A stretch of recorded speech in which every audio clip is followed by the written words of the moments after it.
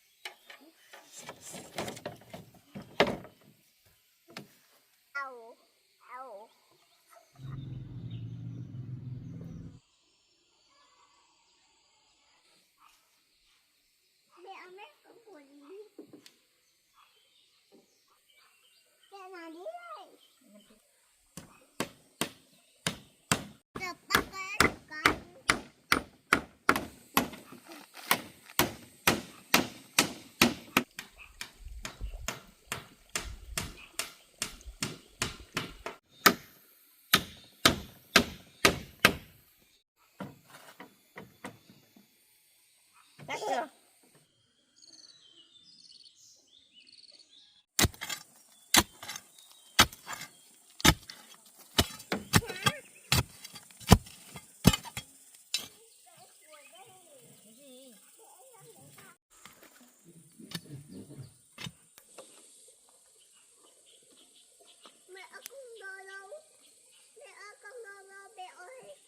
Đừng á.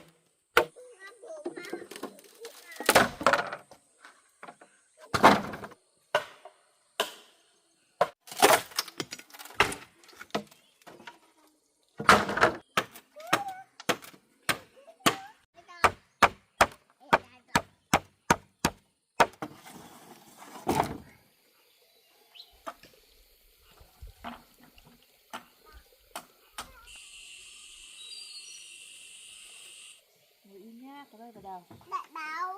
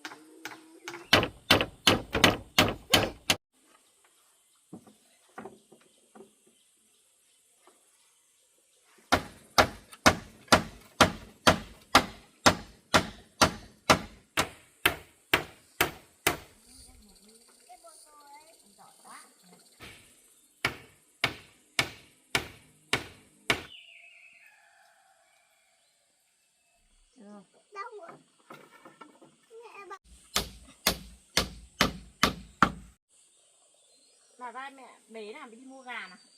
Có gà đâu? Nè. Ây dô, đi lấy tiền nữa nhỉ.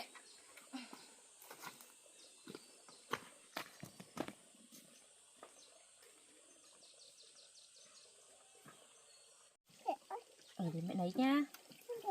Xem được nhiều không nhá. Đi mua gà về nuôi.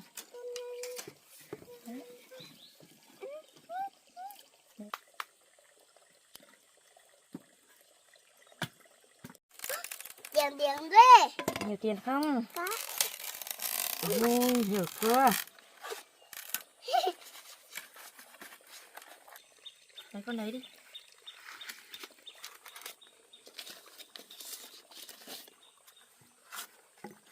Bao cái nữa này này. Đỡ đâu bỏ ôm. Đi con.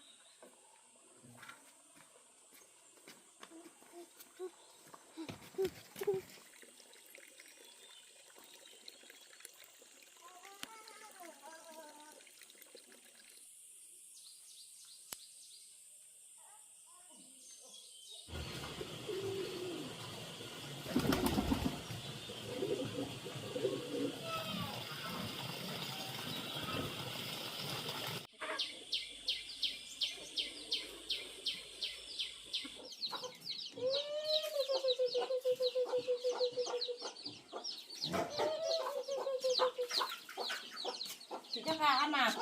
Này con đi đâu đây? Nhà chị có gà con không bán đi em. Đây này chị còn ổ đây, em sang bên này xem có bắt đẻ gì nào. Đây này này. Em xem đi. Đây này. Ổ này không? Sao ổ đấy? Các bạn sang bên kia lấy nhá. Đóng cửa vào nhào ra. Đây sang bên này.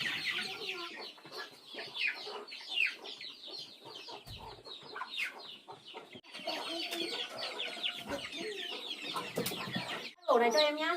Dạ. Chị bác về xe. Các con nó vào.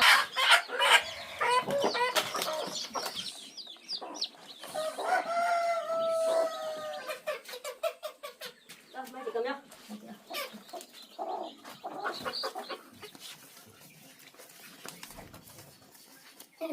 Đây chị cho em gửi nhé. Vâng, em chào chị, em về nhá. Hai mẹ con đi về nhá. Vâng. Lúc nào lớn thì lại ra mua nhá. Vâng. Hôm nay em có thì lại ra mua.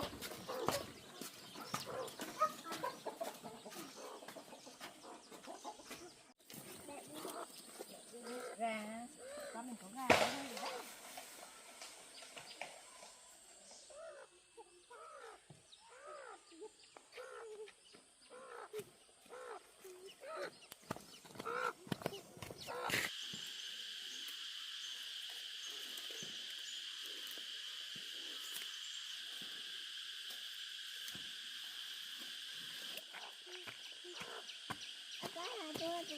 Gọi gà thích thích.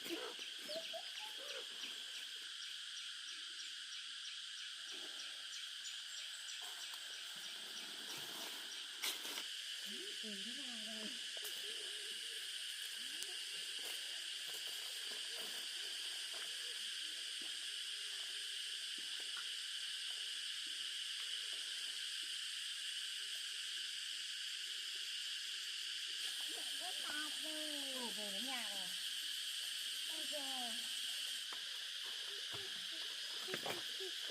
Nào, để ra mẹ con mình lấy cái gì cho gà ăn nhá. Em đi lấy gạo, lấy nước lại cho gà ăn. Ở đây nhá.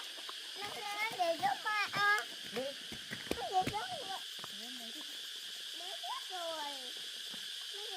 Nước này bẩn rồi, lấy nước sạch cho gà.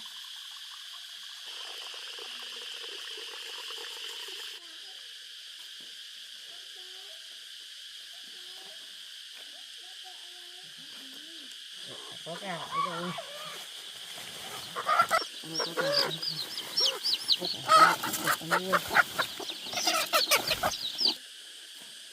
Em ăn gì ở đây đây? Gà đó con. Gà của mẹ. Gà của con chứ. Đây mẹ nuôi mà. Em chưa.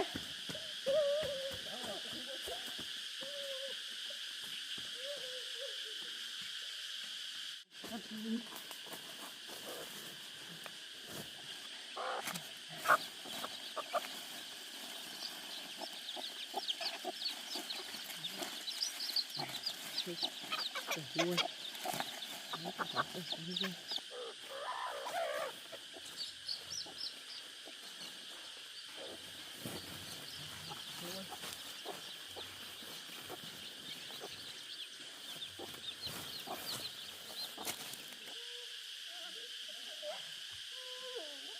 Ăn trộm con.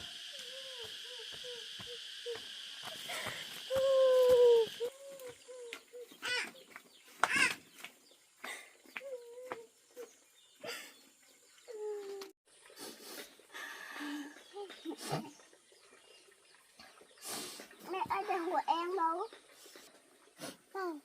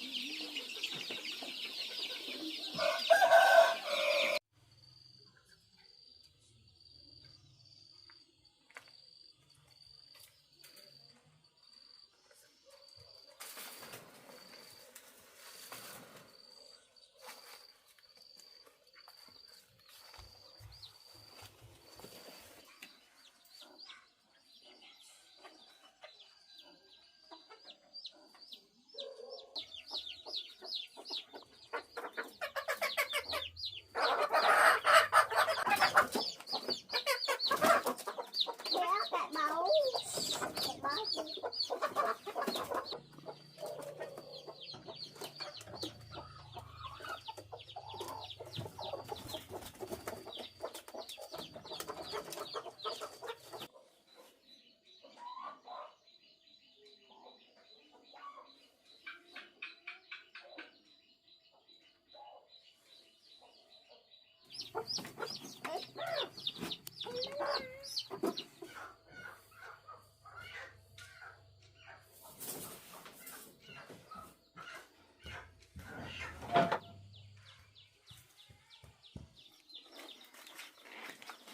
À, ăn cắp gà của mẹ à.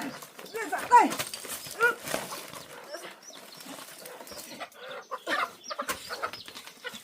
cắt về có phải gà của mẹ đâu.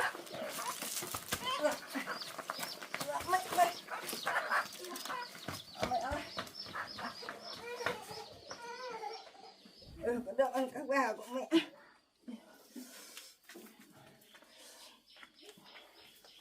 Cho con.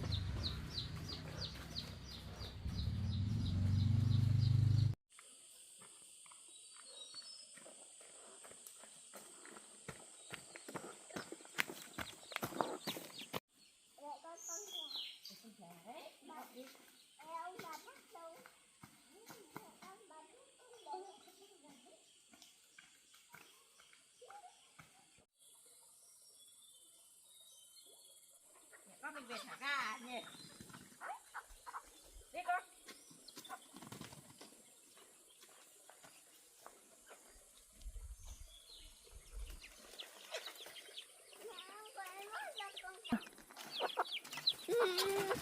Mình về thả.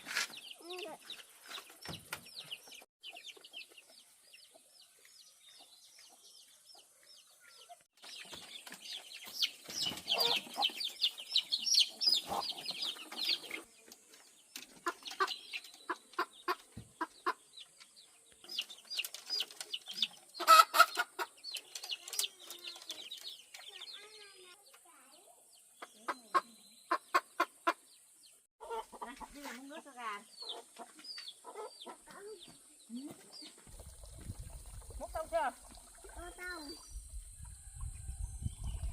Đây, đi. Đây cho cả. Hai tay vào. Đi.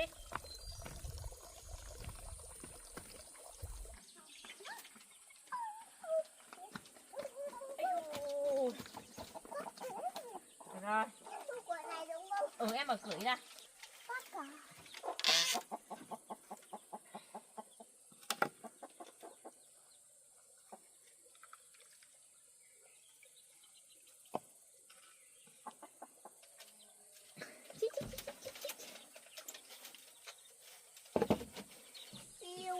Để vào đây cho gà ăn cho nó lớn này. Đã có là nó đau không? Ừ. Đã có là biết đau luôn này. Đến thôi.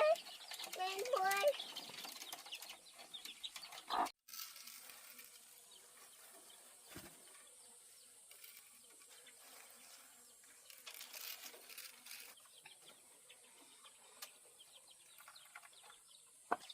Rồi, được đấy. Con gà ăn.